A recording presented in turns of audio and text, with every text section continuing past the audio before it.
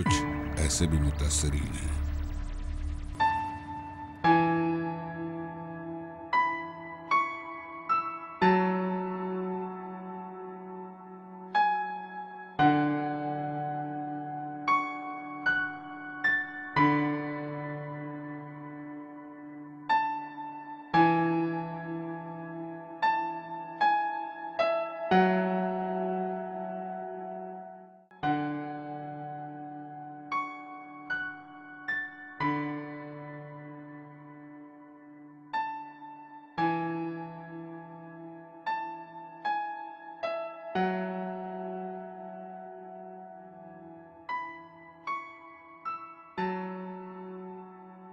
हर घर से उसका सहारा छिन जाता है, पर उस घर से उसका कफील छिन जाता है।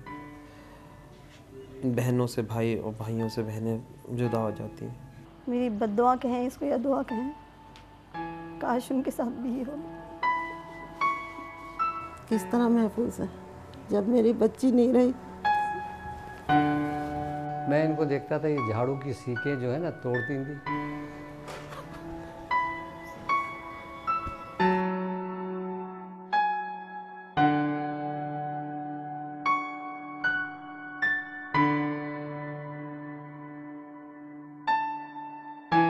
इस्लाम अमन सलामती और भाईचारे का दर्स देकर इंसानी हुकूक और जानो माल की हिफाजत पर भी जोर देता है। ये वो आफाकी मजहब है जो खून नाहक को हराम करार देकर इंतहा पसंदी और दहशतगर्दी की पुरजोर मजम्मत करता है। कत्ल शिर्क के बाद सबसे बड़ा गुनाह है। मैं कुरान करीम के हवाले से ये अर्ज़ कर दूं, मुसलमान तो वो है कि जब कोई चीमटी भी अगर उसके सामने आए तो उसको मारते हुए भी वो सोचता है कि ये ज़रूरत मैं इसको क्यों मारूं। तो किसी इंसान की जान बेवजह ले ले ये और उसका जो वईद कुरान में आई है उस वईद का मुस्तहिक बन जाए, हमेशा के लिए जहन्नम का ईंधन बन जाए। खुदारा ऐसा ना करें, इतना जुल्म अच्छा नहीं है किसी के घर को इस तरह से। हमारे घर में ऐसा, दूसरे के घरों में भी ऐसा ही होता होगा। जिस तरह से हम रो रहे हैं ना, इसी तरह से हमारे घर खाना नहीं पकता। रोज बरोज बढ़ती दहशतगर्दी ने इस वक्त जिस तरह पूरी दुनिया को अपनी लपेट में लिया है, इससे आलम इस्लाम को भी नाकाबिल तलाफी नुकसान पहुंचाने की मज़मूम कोशिश की जा रही है। नफरतों और कदूरतों की चिंगारियों को भड़कते शोलों का रूप देने वाले कौन हैं और कहां से आते हैं, ये कोई नहीं जानता। इसकी जितनी भी मजम्मत की जाए कम है। आए दिन होते हैं, हमें नहीं पता था कि ये मतलब गम कैसा होता है। देखते थे टीवी में, देखते थे कि फला इतना बम ब्लास्ट हुआ, 2 मर गए, 4 मर गए, 5 मर गए, मतलब फील नहीं होता था। मगर जब अपने घर पे मतलब ये हुआ तो फिर पता चला कि गम क्या होता है। जब अपने मतलब प्यारा बिछड़ता है ना, तो फिर पता चलता है कि ये गम क्या होता है। मेरी अपने कुरानों से एक इल्तिजा है कि किसी घर की और कोई शाज़िया न दे। वो इस जगह पे सोचने जिस जगह आज मैं बैठी हूँ, अगर कल वो इस जगह बैठा, खुदा किसी को ऐसा वक्त नहीं। मुल्क में होने वाली एक दहशतगर्दी का निशाना एक लेडी डॉक्टर भी बन गई, जिनके दिल में मुल्क और कौम की खिदमत का बेलौस जज्बा था। बस ये खिदमत खल्क का जब जज्बा मुझे बचपन से था, फिर मैंने वही खुसूसियत जो अपनी बेटियों में देखी कि डॉक्टर ही बनना है। ये मेरा शौक़ तो हर माँ बाप का होता है कि डॉक्टर इंजीनियर, लेकिन मैंने जब इनकी अंदर की जो चीज़ें देखी तो उसमें तो बिल्कुल ऐसा महसूस हो रहा था कि बिल्कुल ये आम तरीके की जो लड़कियां होती हैं वो चीज़ नहीं, कि कोई सुर्खी, पाउडर या थ्रेडिंग, ये वो कोई ऐसी चीज़ें नहीं देखने में आई। जिस दिन वो डॉक्टर बनी, इनको डिग्रियाँ मिली, तो हम लोग फूले नहीं समाये। इतनी खुशियाँ हो रही थी हमारे घर। बहुत मोहब्बत करने, बहुत ख्याल करने वाली बहन थी। मेरी दुआ है उन माँ बाप के लिए जिनकी औलाद की ख्वाहिश है कि हर माँ बाप को ऐसी बेटी अता करे, हर भाई को ऐसी बहन। शाहजहाँ बाजी मेरी चाचाजाद कज़न थी, बहुत नेक, बहुत नाइस। उनके साथ जितना भी वक्त गुजरा है वो मैं ज़िंदगी भर नहीं भुला सकती। ख़ास तौर पर वो वक्त जो मेरे अपने भाई के इंतकाल के बाद गुजरा था। उन्होंने एक एक लम्हा हमारे साथ गुजारा। 40वें तक वो हमारे घर आती थी, हाथ पकड़ के बैठ जाती थी, अपने हाथों से खाना खिलाती थी, वो वक्त मैं कभी नहीं भूल पाऊंगी। 26 अप्रैल सन 2011 बरोज मंगल, जब कराची में पाक बहरिया के मुलाजिमीन की गाड़ियों पर यक्के बाद दीगरे होने वाले 2 बम धमाकों में लेडी डॉक्टर शाजिया समेत 4 अहलकार शहीद और 56 जख्मी होते हैं। दहशतगर्दों ने कराची के इलाके डिफेंस फेज 2 और Baldia town Muhajir camp number 2 पर पाक बहरिया की 2 बसों को निशाना बनाया। पहला धमाका 7:20 पर डिफेंस के इलाके फेज 2 में हुआ, जहां नामालूम दहशतगर्दों ने पहले से खड़ी एक मोटरसाइकिल को रिमोट कंट्रोल डिवाइस से उस वक्त धमाका करके उड़ाया जब पाक बहरिया की एक बस करीब से गुजरी।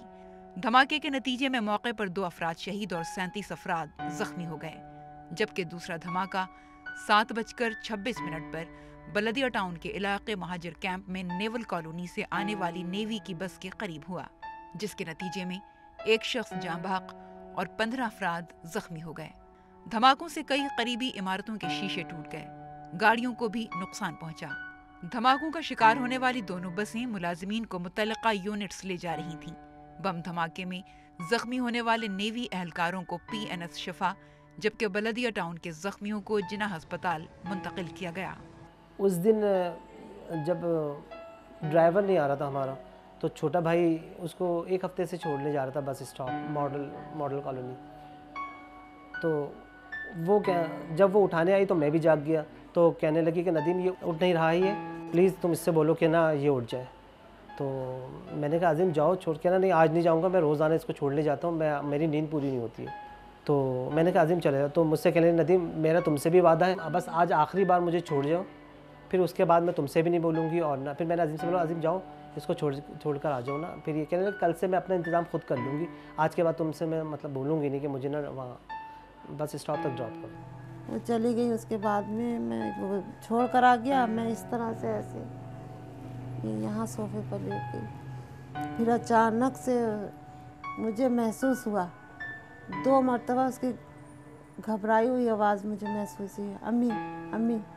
तो मैंने भी इसी तरह जी मुझे ये था कि शाजिया चली गई, नाजिया होगी, मगर ऐसा नहीं था, नाजिया भी जा चुकी थी। मैंने इधर उधर देखा तो कोई भी नहीं था, बस इस तरह की 2 आवाज़ें मुझे। फिर बस मैं उठ गई, मुझे पता ही नहीं चला। फिर बाद में इसका फ़ोन आया नाजिया का, नदीम के पास है, इसके पास के जल्दी से वहाँ शिफा पहुँचो।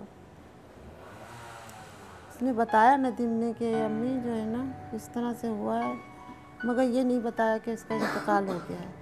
उस वक्त तक मुझे कुछ नहीं पता था, ना मेरे दिल में कुछ था, ना मुझे बेचैनी थी, घबराहट, मतलब एक अजीब सा सुकून था, मुझे नहीं पता था।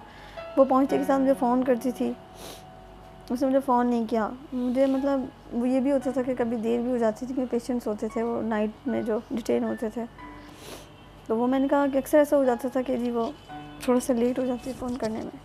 मुझे नहीं पता था, मेरा मतलब बस मैं अपने पेशेंट्स देख रही थी।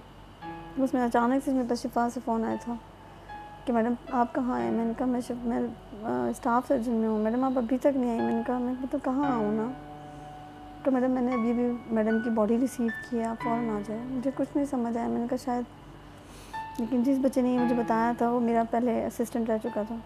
मुझे ये किसी ने नहीं बताया कि ब्लास्ट हुआ है क्या हुआ, बस मैडम की बॉडी रिसीव की है, आप आ जाएँ। मेरे भतीजे का फ़ोन आया था, मेरा भाई एक बिगरोट में रहते हैं, उसने नेट पे देखा था ना, एकदम उसके पास खबर आई, फिर उसने फ़ोन पे सबको खबर पहुंचाई। तो उस वक्त जब हमारे पास खबर आई तो हमें तो कुछ होश ही नहीं था, हम तो फिर वहाँ से घर से भागे, क्या हुआ, सच है क्या झूठ है। जब आके देखा तो सच ही था।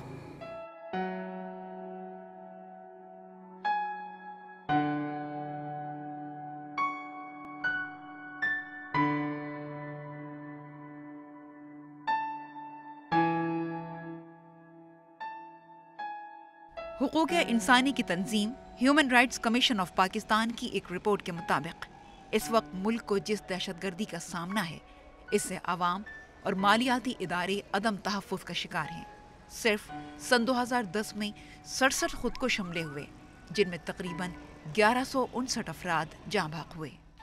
खौफ खुदा और आखिरत के निज़ाम को याद दिलाने का कि अल्लाह के सामने खड़ा होना है, अल्लाह के सामने जवाब देना है, इसका कोई बाकायदा इंतज़ाम नहीं है कि जिससे जहनी तरबियत ये हो कि मैं जो कुछ कर रहा हूँ इसका जवाब मुझे अल्लाह के यहाँ देना है। पानी ज़्यादा खर्च करते हैं उस तक का जवाब आपको देना है, तो कत्ल का जवाब क्यों नहीं देंगे। नौजवान तबके को वो बहला फुसला कर ये बावर करा देती हैं कि भाई ये जुल्म के ख़िलाफ़ लड़ना जो है वो जिहाद है, या जालिम को कत्ल करना जो है वो बहुत ज़्यादा सवाब की चीज़ है, या ख़ुद कुछ हमला कर दो तो अपनी तुम सीधे जन्नत में चले जाओगे। ये वो बातें हैं कि जो एक नौजवान कच्चे जहन में बिठा दी जाती हैं, उनको ब्रेन वॉश किया जाता है। इस्लाम का मज़हब सबसे प्यारा मज़हब है, दुनिया के सबसे जो बेहतरीन मज़हब है वो इस्लाम है। इस्लाम ने तो अमन का पैगाम दिया, लेकिन ये लोग जो खौफनाक फैला रहे हैं सिर्फ दौलत की लालच पे, हर जगह पे हदीस पे आए, क्योंकि मुसलमान तो मुसलमान का खून कभी नहीं कर सकता है, बल्कि हुज़ूर अकरम सल्लल्लाहु अलैहि वसल्लम यहाँ तो फरमाया है कि हर इंसान मुसलमान जो है भाई भाई है और एक जिस्म के मानंद है। पता नहीं कितनी शादियाँ पैदा होती रहेंगी और वो शहीद होती रहेंगी, वो तो जन्नत में अपना मुकाम बनाती रहेंगी। बाहैसियत बाप के तो मैं आपसे बात भी नहीं कर पा रहा, लेकिन बाहैसियत मेरा सर जो फ़ख्र से बुलंद हो रहा है कि पाकिस्तान की पहली शहीदा जो डॉक्टर की ड्यूटी करने जा रही है मरीज़ों मसीहा, और उसे शहीद कर रहे हैं ये लोग। उनके साथ ऐसा होगा ना तो उन्हें पता चलेगा कि किस तरह से किसी की औलाद जाती है, कितना दुख होता है माँ बाप और बहन भाइयों को। अभी तक ये लोग कुछ भी नहीं, कोई दुकान नहीं, कुछ नहीं, सिर्फ घर में 24 घंटे अपनी बहन की बातें ही करते रहते हैं। रात को 4:30 बजे तक ये बातें करते हैं, रात भर इसी तरह सब बैठे रहते हैं और सिवाय उसकी बातों के कुछ नहीं। मुझे हासिल कमाले गुफ्तगू है, ये मैं हूँ या मेरे लहजे में तू है। डॉक्टर शाजिया और नाजिया में इतनी मुमासिलत थी कि लोग अक्सर धोखा खा जाते थे, मगर नाजिया की सूरत में शाजिया का गम हर लम्हे वालिदैन की नज़रों में है कि वो इस चेहरे को किसी तौर भुला नहीं पाएंगे। जो चीज़ उसे पसंद थी वो मुझे पसंद थी। इवन ये होता था कि पेपर्स में जो गलतियाँ होती थी, जो उसकी गलती होती थी वो मेरी गलती होती थी। ये बस किसी को यकीन नहीं आता। हम थे दो लेकिन हम एक थे। दोनों एक दूसरे के दोस्त थे और नाम भी जब भी लेते थे दोनों का एक साथ, शाजिया नाजिया या नाजिया शाजिया, कभी एक को पुकारा ही नहीं। लोग गुड़ियों से खेलते हैं, चीज़ों की डिमांड करते हैं। मैं इनको देखता था ये झाड़ू की सीखें जो है ना तोड़ती थी। हुकूमत से मैं यही कहना चाहूँगी कि कोई भी अनासिर हैं क्या हैं, इंसानी ज़िंदगी की वैल्यू होनी चाहिए।